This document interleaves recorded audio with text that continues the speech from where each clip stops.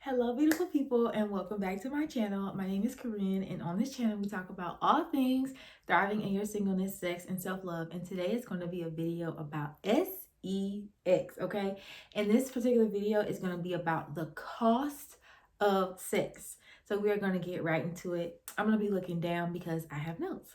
So, the cost of sex, we have to understand that everything in our life comes with a cost. If you are adulting now, or if you're a teenager, or if you are in your older years, you understand that there's nothing you do in life that doesn't come with a cost.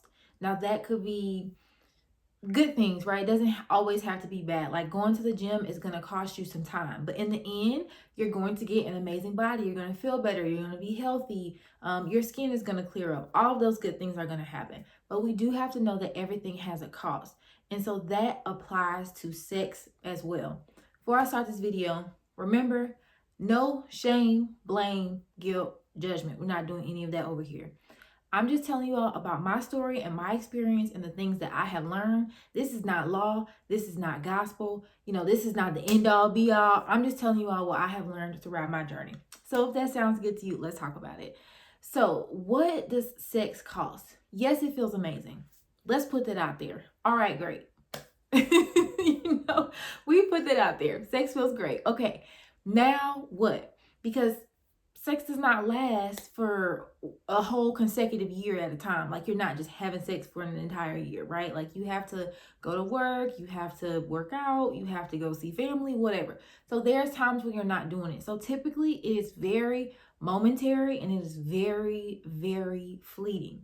Now, what happens after that? People, oh my gosh, go into depressions. We're going to talk about that a little later, but a lot of things, sex costs a lot. So yes, up front, it may feel really great, but sex really does cost a lot. And I'm going to tell you what some of the things that sex costs you. Sex can cost you your future. Bad decisions, a cloudy mind. Typically, it takes people more than 2 months to get over a breakup, especially with somebody they have been sexually active with. So you have to understand that sex literally can cause you your future. Like, you can have a child with somebody who hates you, and you still have to be in that person's life for the next 18, 19, 20 years. I'm not saying this because I'm making this up. I'm saying this because I know a woman who has had children with a man who hates her. And she still has to sign them up for wrestling because that's what he coaches. And she still has to take him over the house. Like, even though he was extremely abusive to her and hates her, she is linked to this man for the next probably 12 plus years of her life. So I'm not like making that up. This is real. Sex can cost you your future. And so she is starting to move on with her life and date and have peace of mind. And she gets dragged back into her past every time because she has had children with a man who hates her. Okay? So it can cost you your future.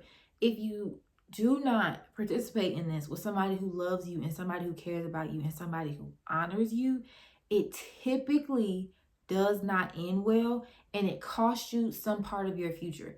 Whether that's therapy, whether it's trust issues, whether it's, hours on the phone talking to your girlfriends or your homeboys about how terrible this is and how it's affecting you and how you can't sleep at night, and fix my hair, how you can't sleep at night and all kinds of stuff like that. And so sex can take your future 120%. So you have to be very careful of that. Do you want to give this person your future that you're laying down with? Think about it. I don't know. That's up to you. Okay. Sex can cost you your mental. Your mental. I know people who are in their 50s and 60s still talking about what they did to me in 1980, what they did to me in 1970, what they did to me from the 99 to the 2000s. And we are in 2022 right now. They have such a hold on that person that this person cannot stop talking about them. They cannot do it. They find magical ways to bring them up. You could be talking about ice cream, and here they come. Oh, back in 99 when I had ice cream, this person did that to me, and then we went down this road, and that's why I hate them, and they ruined my life. they can take up mental space, and they also can affect your mental health. We are living in a time now where people are so susceptible to fear and so susceptible to not being able to learn how to self-regulate themselves. So when they go through hardships, the default, and no shame and judgment, the default is I'm just going to exit, as in I'm just going to kill myself. I'm going to commit suicide. We have to be so cautious of who we let into our lives, of what we let into our lives, of who we let affect our mental. These people can take your thoughts for years, decades. These people can have a hold on you. You have to be so careful, okay? You have to be very, very careful about who you let into that space. So they can take your mental.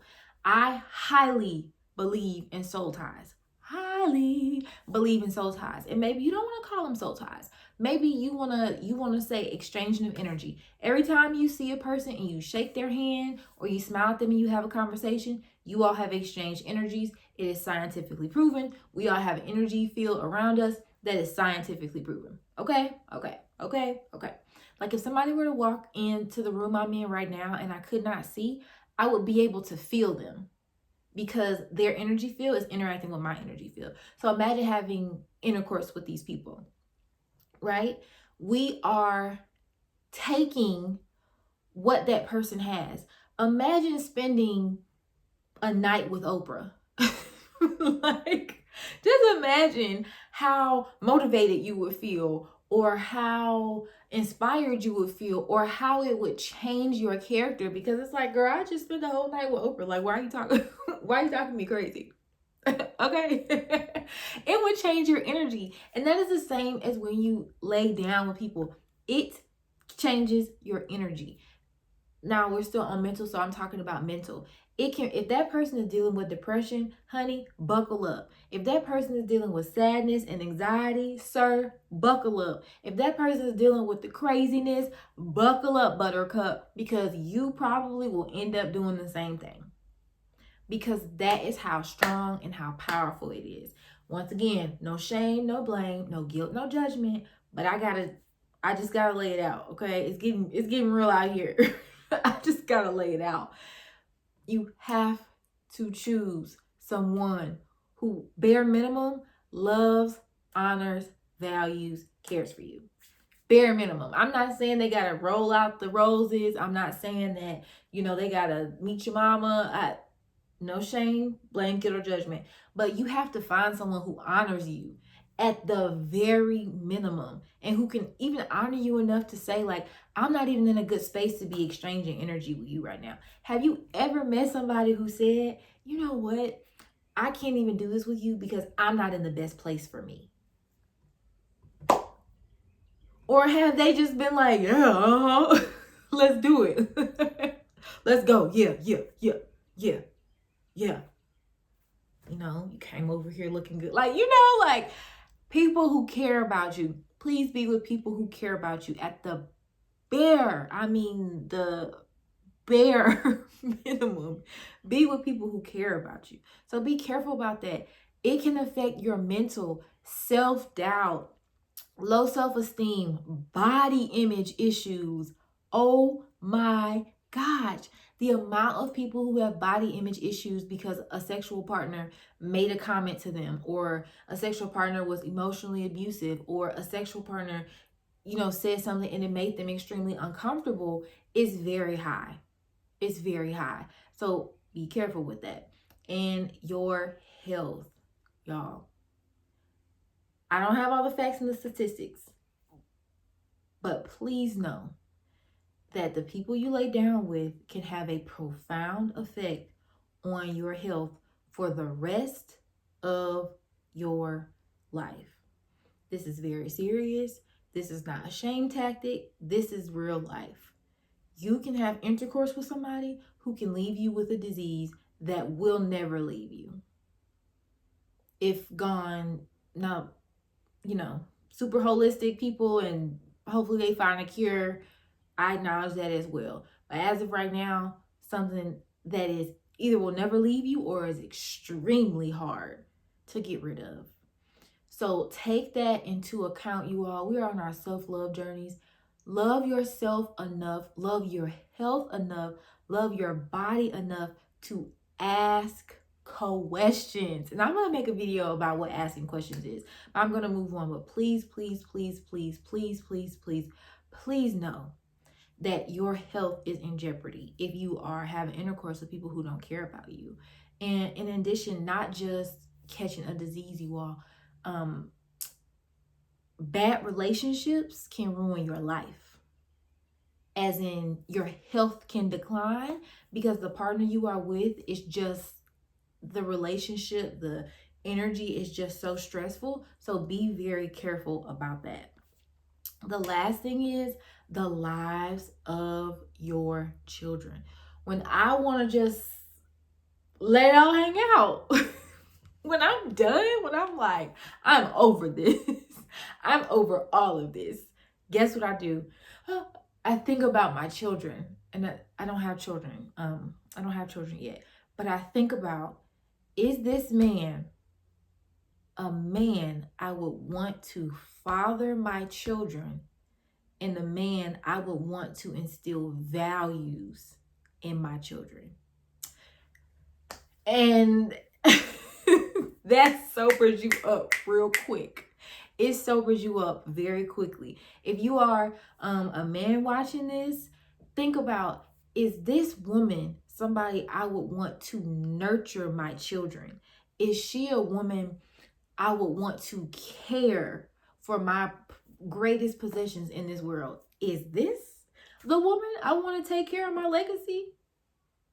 I don't know what that answer is for you, but it sobers me up pretty quickly. It sobers me up pretty quickly. Because I'm like, wow, is it? And then I go into asking all different types of conversations. And when we don't make logical, rational, with a little heart in there, but we need to have some logical, rational decisions.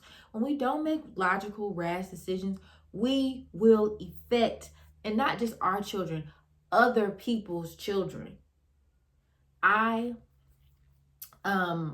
teach, and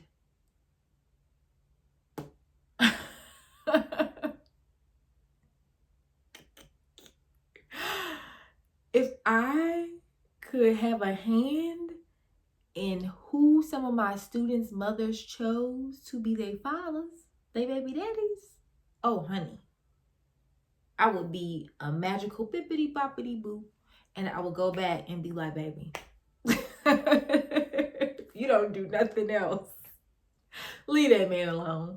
Because the amount of stress it is on a single parent to take care of multiple children is a lot.